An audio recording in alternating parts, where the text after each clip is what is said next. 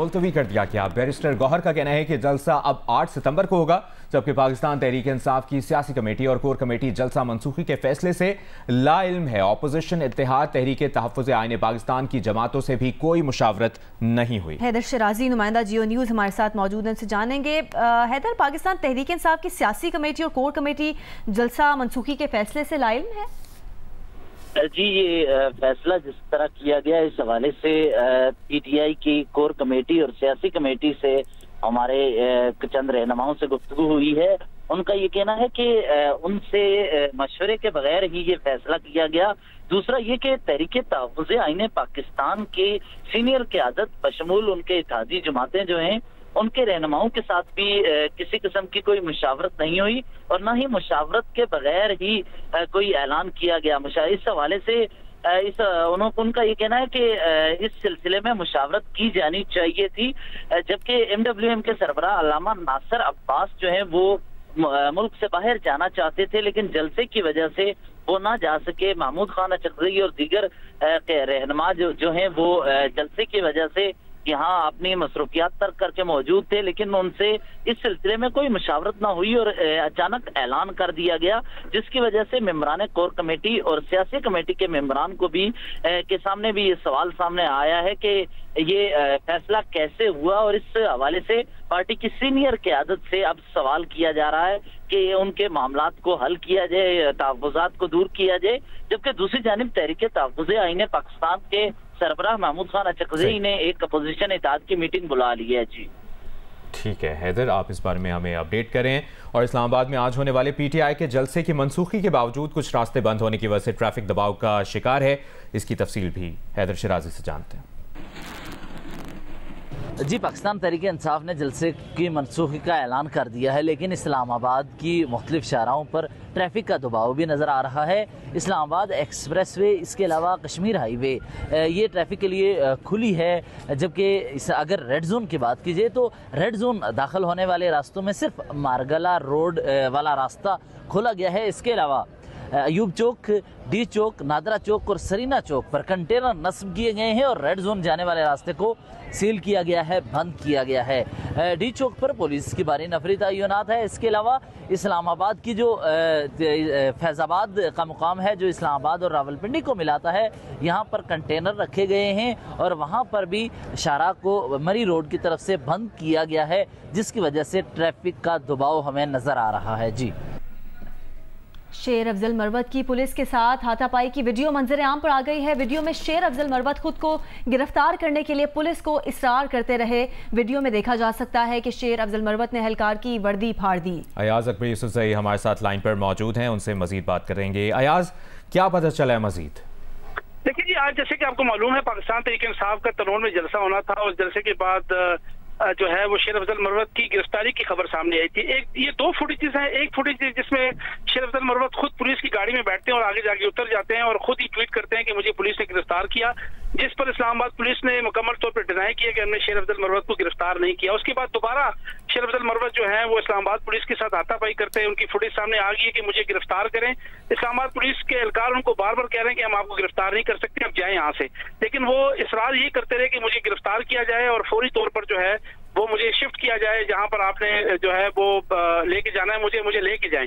जिस पर उन्होंने जो सामने फुटेज में एक तो पुलिस एहलकार जिसको धक्के नजर आ रहे हैं, एक और पुलिस एहलकार है जिसकी यूनिफॉर्म पे इन्होंने बकायदा हाथ डाला और उसकी यूनिफॉर्म भी फाड़ी है और एहलकार उनको बार बार ये कह रहा है कि आप जाएं यहाँ से, आप यहाँ से जाएं, जबकि वो इसरार कर रहे थे कि नहीं, मुझे आप गिरफ्तार करें, मुझे आप गिरफ्तार क्यों नहीं करते। हमने इस्लामाबाद पुलिस के जराये से बात की, उनका ये कहना है कि शेर अफजल मरवत की गिरफ्तारी के हवाले से इस्लामाबाद पुलिस पहले भी जो है इस खबर को डिनाई कर चुकी है और शेर अफजल मरवत साहब इस्लामाबाद पुलिस से बजिद है कि उनको गिरफ्तार करके जो है गिरफ्तारी इनकी डाली जाए। अब उनकी इसके पीछे इनकी क्या जायम है, इस्लामाबाद पुलिस कहते हैं इससे हम जो है हमें नहीं पता, लेकिन हमारे पास शेर अफजल मरवत की गिरफ्तारी के हवाले से कोई जवाब मौजूद नहीं है। जो जलसा होना था, अगर 144 की खिलाफवर्जी होती या कोई और मामला होता तो हम जरूर गिरफ्तार करते, लेकिन क्योंकि PTI ने खुद ही जलसे को जो है मुलतवी कर दिया है, इसलिए शेर अफजल मरवत की गिरफ्तारी का कोई जवाब नहीं है। इस फुटेज और हाथापाई के अंदर शेर अफजल मरवत ने जो है खुद अपनी कमीज भी फाड़ दी और एहलकार के कपड़े भी फाड़े और बजिद थे और उन्होंने कुछ गलत अल्फाज का इस्तेमाल भी इस वीडियो के अंदर किया और पुलिस एहलकार को गालम गलोच भी करते रहे। इसके बावजूद भी पुलिस एहलकार ने इनको गिरफ्तार नहीं किया और पुलिस एहलकार जो है शेर अफजल मरवत को बार बार यहाँ से जाने का कहते रहे कि आप यहाँ से जाएं और वो कहते थे नहीं मुझे आप गिरफ्तार करें, मुझे लेके जाएं। तो ये तमाम मामला था जो शेर अफजल मरवत की गिरफ्तारी के हवाले से सोशल मीडिया पर ये तमाम। अच्छा अयाज, ये बताइए कि ये क्या वहाँ पे सूरत हाल बनी? हम आपसे पूछेंगे कि शेर अफजल मरवत का इस पे क्या मौक़िफ़ है, अगर आपकी उनसे बात हुई हो। पहले ये दिखाते हैं कि क्या सूरत हाल बनी है वहाँ पे।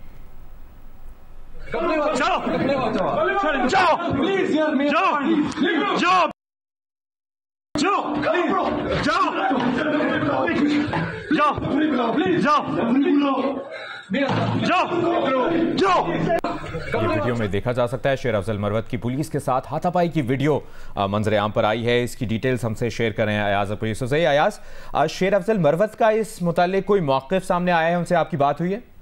देखिए, शेर अफजल मरवत से हमने कोशिश की है रब्ता करने की, लेकिन उनसे रब्ता नहीं हो रहा, उनका मोबाइल कनेक्ट नहीं हो रहा और इस हवाले से हमने रिक्वेस्ट की है पाकिस्तान तहरीक इंसाफ के मीडिया सेल से भी कि वो भी इस हवाले से कोई ऑफिशियल वर्जन हमें दें, लेकिन ताहाल हमारे पास उनका ऑफिशियल वर्जन नहीं आया। लेकिन फुटेज के हवाले से जो हमसे ज़राए से बात हुई थी तो उनका ये कहना था कि वो बारहा यही इसरार करते रहे कि मुझे आप गिरफ्तार क्यों नहीं करते। सुबह से इस्लामाबाद पुलिस एहलकार बताते हैं कि तीसरी उन्होंने अटेम्प्ट की है और आखिर में उन्होंने इस्लामाबाद पुलिस की यूनिफॉर्म पे भी हाथ डाला है कि किसी तरीके से मुझे गिरफ्तार कर लिया जाए, लेकिन इस्लामाबाद पुलिस ने कहा कि हमारे पास कोई जवाब नहीं था, कोई ऐसी कानूनी खिलाफवर्जी नहीं हुई 144 की या जलसे की या किसी किस्म की, ताकि हम इनको गिरफ्तार करें। अगर इन्होंने कोई कानून हाथ में लिया होता तो जरूर गिरफ्तार करते। हाँ, ये जो अभी यूनिफॉर्म फटी है, इस हवाले से ये फुटेज सामने आई है। अब इस हवाले से इस्लामाबाद पुलिस का क्या लाएमल होगा, इस हवाले से आपसे मुसलसल अपडेट्स करेंगे। फिलहाल के लिए शुक्रिया अयाज। अभी बराह रास्त देखिए मुशीर कानून और इंसाफ बैरिस्टर अकील मलिक इस्लामाबाद में प्रेस कॉन्फ्रेंस कर रहे हैं। जो रिपोर्टिंग हो रही है कोर्ट की तरफ से, तमाम तर दोस्तों को, तमाम तर आप मीडिया के दोस्तों को भी, क्योंकि थोड़ी मीडिया की रिपोर्टिंग भी मैं इसमें देख रहा हूँ, तो उसमें बड़ा, क्योंकि एक सेंसिटिव मामला है तो उसको बड़ा केयरफुली आपको भी रिपोर्ट करना है, क्योंकि इस तमाम तर सेंसिटिविटी को देखते हुए जो चीज़ है इसको जांचते हुए, भांपते हुए, हमें इसको जब तक अदालत से कोई फ़ैसला नहीं आ जाता इसके ऊपर, तो उसको बड़े केयरफुली और बड़ा माइन्यूटली जो है हमें उसको, इवन के रिपोर्टिंग के भी जो तकाज़े हैं उसको पूरा करना है, ताकि किसी की दिल आज़ारी ना हो, किसी की जो है हम वेदर रिलीजियसली या अदरवाइज़ इस चीज़ को जो है कि दिल आज़ारी ना करें। लेकिन वफाकी हुकूमत का ये भी दो टोक मौक़िफ़ है कि किसी किस्म का मजहबी या सियासी तौर पे इंतशार फैलाने की कोई कतई इजाज़त नहीं है। तो इस चीज़ को इस पैराए में भी देखा जाए कि वफाकी हुकूमत अपनी ज़िम्मेदारी खूब जानती है और उसको निभाना जानती है और बखूबी निभाई भी बैठे हैं और इंशाअल्लाह निभाते भी रहेंगे।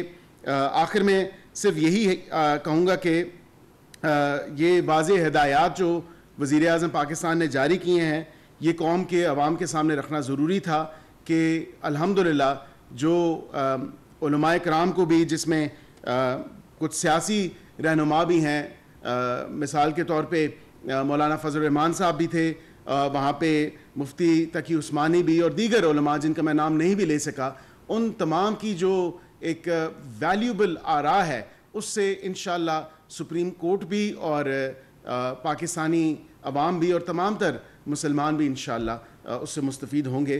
तो मैं सिर्फ इतनी ही गुजारिश करूँगा कि जब तक सुप्रीम कोर्ट का डिसीजन नहीं आ जाता, इसमें बड़ा केयरफुली और बड़ा स्क्रूटनी के साथ आपने इसको रिपोर्ट भी करना है और हमारी जिम्मेदारी भी है कि बहैसियत हुकूमत, लेकिन उसके साथ साथ बहैसियत कानून और इंसाफ बैरिस्टर अकील मलिक इस्लामाबाद में न्यूज़ कॉन्फ्रेंस कर रहे हैं। पाकिस्तान में अफगानिस्तान से लाए जाने वाले गैर मुल्की असलहे की इस्तेमाल के सबूत फिर सामने आ गए हैं। आपको अपडेट करें कि सिक्योरिटी जराये के मुताबिक मस्तोंग ऑपरेशन में दहशतगर्दों से भारी मिकदार में गैर मुल्की असलहा बरामद हुआ। हलाक दहशतगर्दों से RPG, 8 MMA के MLG लॉन्चर, धमाका खेज मवाद बरामद हुआ है। सिक्योरिटी जराये का यह भी बताना है कि ऑपरेशन के दौरान BLA के 3 दहशतगर्द हलाक और 3 जख्मी हुए थे। दहशतगर्द पंचकोट के डिप्टी कमिश्नर जाकिर अली की शहादत के भी जिम्मेदार थे। जोब के इलाके संबाजा में ऑपरेशन में हलाक दहशतगर्दों से गैर मुल्की असलहा बरामद हुआ है। असलहे में PKM machine gun, grenade, RPG, AKM rifle और रॉकेट्स भी शामिल हैं। खैबर में ऑपरेशन के दौरान हलाक दहशतगर्दों से गैर मुल्की असलहा बरामद हुआ है। खैबर में बरामद असलहे में M4A1, AK-47 और दीगर धमाका खेज मवाद शामिल था। इस पर बात करेंगे। दिफाई तजियाकार ब्रिगेडियर रिटायर्ड वकार हसन साहब ने हमें ज्वाइन किया। ब्रिगेडियर साहब, शुक्रिया आपके वक्त के लिए। कितनी तशवीशनाक ये बात है, एक बार फिर पाकिस्तान में अफगानिस्तान से लाए जाने वाले गैर मुल्की असलहे के इस्तेमाल के सबूत सामने आ गए। ये आई थिंक ये एस्टेब्लिश पैटर्न है और पिछले 2 साल से आई थिंक ये जितनी भी रिकवरी हुई असले की उसमें ये चीज़ सामने आ रही है। इसमें अगर आप देखें रशियन असला भी है और इनके तमाम से अगर 3 तक तो चलते हैं और एक तो जो असला छोड़ा गया था $7 अरब का माइनस है कि क्यों छोड़ा गया जब अमेरिकन इसको निकाल सकते थे। दूसरा जो है अभी फाइनल जिम्मेदारी जो है अफगान स्टेट पे आती है, जो भी वहाँ गवर्नमेंट है काबुल में, चाहे वो तालिबान है या जिनकी शुरा है, कि इस चीज़ को कंट्रोल किया जाए। बिकॉज उनकी कमिटमेंट रही है दोहा में कि सॉइल इस्तेमाल नहीं होगी, लेकिन समहाउ ऐसे लगता है कि टेररिज्म को as a tool of policy इस्तेमाल किया जा रहा है और नेबर्स जितने भी वहाँ से they want to draw extortion कह लें या कंसेशन ड्रॉ करना चाहते हैं। तो बड़ी तशवीशनाक चीज़ है। मेरे ख्याल ये रिपीटेड रिपोर्ट्स आ रही हैं और इसके बड़े क्लियर प्रूफ्स हैं कि अफगानिस्तान जो है now becoming hub of terror. Moscow में अटैक हुआ, फिर दाइश का आपने देखा कि ईरान में अटैक्स हुए हैं, पाकिस्तान में तो एक लंबी सीरीज है। तो इसमें डेफिनेटली एक तो उसको चेक करने की जरूरत है और इसको हाईलाइट भी करना चाहिए। इसका डुअल रिस्पॉन्सिबिलिटी है। इसमें US गवर्नमेंट भी जिम्मेदार है जितना असला छोड़ के गई, और इस वक्त जो है अफगान तालिबान जिम्मेदार है इसके। वकार साहब, इससे पहले भी मुतादिद बार पाकिस्तान में दहशतगर्दी में गैर मुल्की हथियार इस्तेमाल हुए और पाकिस्तान तो इससे पहले भी हाईलाइट करता रहा है इस मामले को। अफगानिस्तान से दहशतगर्द आते हैं, पाक अफगान सरहद के जरिए दरअंदाजी की कोशिश करते हैं। तो किस तरह से इस मामले को पाकिस्तान को अफगानिस्तान के सामने रखना चाहिए? ये पाकिस्तान तो अपने तय आई थिंक जो भी एफर्ट्स हैं थ्रू आउट पिछले 20 साल में, फिर हर दफ़ा जब रिजीम चेंज हुई है अफगानिस्तान में एक स्ट्रेटजी में थोड़ी बहुत एडजस्टमेंट होती है, लेकिन कॉन्स्टेंट लड़ाई है।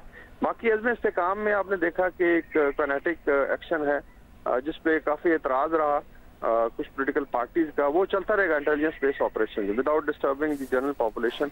बाकी आपने एग्रेसिवली डिप्लोमेसी भी करनी है, आपने रीजनल कंट्रीज को भी साथ लेके चलना है और फिर आपने डेफिनेटली जो पॉलिटिकल ओनरशिप है, चाहे वो KP गवर्नमेंट है, चाहे वो बलूचिस्तान की है, इसी तरह फेडरल गवर्नमेंट है, तो आपने पॉलिटिकल ओनरशिप लेनी है तभी ये मसले हल होंगे। बाकी जो है इंशाल्लाह ये साल जो है शायद दहशतगर्दी का लास्ट ईयर होगा, इस पे एक आप कह लें एक कंसर्टेड एफर्ट चाहिए हर महाज पे।